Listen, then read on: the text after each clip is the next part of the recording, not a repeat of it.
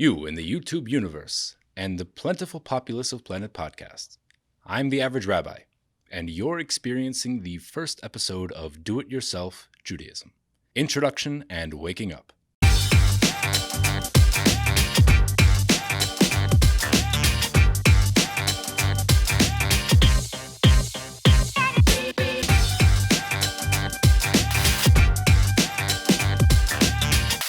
The purpose of this series is to educate you about uniquely Jewish practices, what they are, how to do them, and what they mean. We're doing this for two reasons. It will connect you to your Jewish heritage.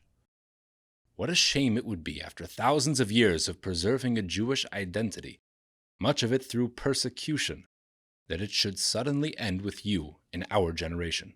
Maintaining the customs and traditions of the Jewish people is essential for maintaining your identity as a Jew, and all the more so for your future generations. Number two, it will change you. People have a natural desire to become the best version of themselves as possible. Don't we all wish that our aspirations wouldn't be inhibited by our human flaws, such as laziness, anger, jealousy, greed, and the like? Many years ago, in mid-19th century Lithuania, a Jewish movement began called Musar.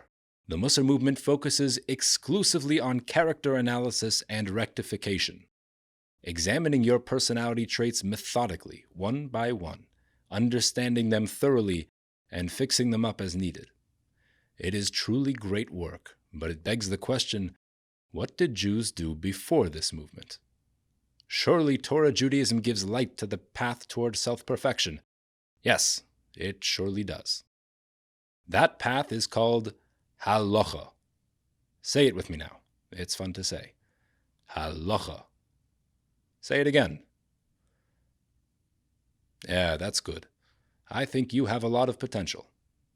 Halacha literally means a way or a going.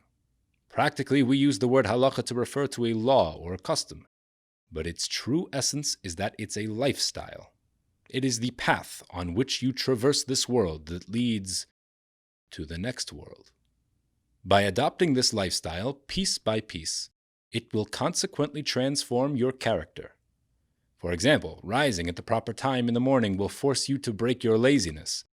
Giving the recommended amount of charity will force you to break your selfishness.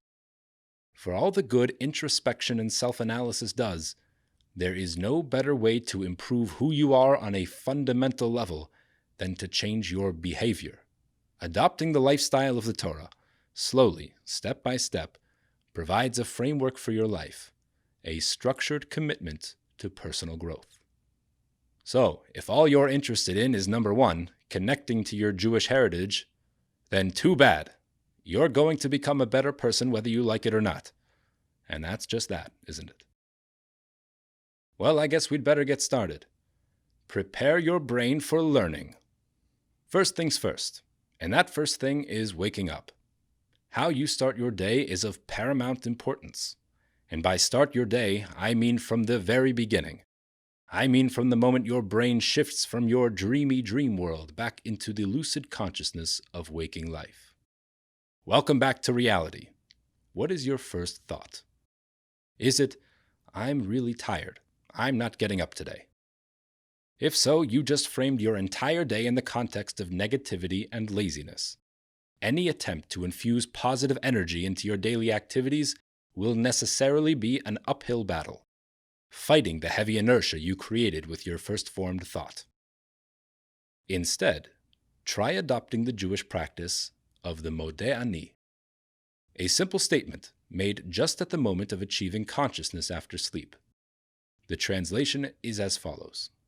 Thank you, living and eternal King, that you graciously restored my soul within me.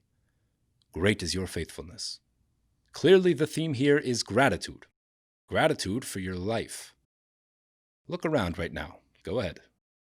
Can you use your eyes to see? Can you use your ears to hear? If so, does it make you feel happy? Probably not. And you know why? Because you take it for granted. You've gotten used to it, and so you expect it. You implicitly believe that you're entitled to your vision and hearing and capacity to calculate statistics and feel empathy. But the truth is that God doesn't owe you any of these things, including your very existence. The fact that you are alive again today is nothing more than the pure expression of God's altruistic love for you. Do you feel happy now? Think about it some more. You'll feel even happier. Practice this thought often, and happiness and gratitude will randomly enter your psyche. Make this the very first thought of your everyday, and your entire life will be framed in the context of joy. It's a simple exercise in mindfulness, an ancient tradition of our people. You could say it in the English as I translated, but I urge you to learn the statement in the original Hebrew. It won't take long to memorize, certainly if you say it every day. Modeh lefanecha, Melech v'kayom, shehechezarta nishmasi raba emunasecha. I wrote it here in the description, along with the transliteration. If you can't read the Hebrew alphabet, print it out and place it by your bedside. It's quite a small investment to reap the returns of a joyful life and an enriched relationship with your Creator. If you would like to learn more about the nuances of the Modeh, send me an email at theaveragerabbi@torchweb.org. If you found this lesson valuable, please share it with your friends. Better yet, share it with people even if they're not your friends. If you do, maybe then they'll want to be your friend.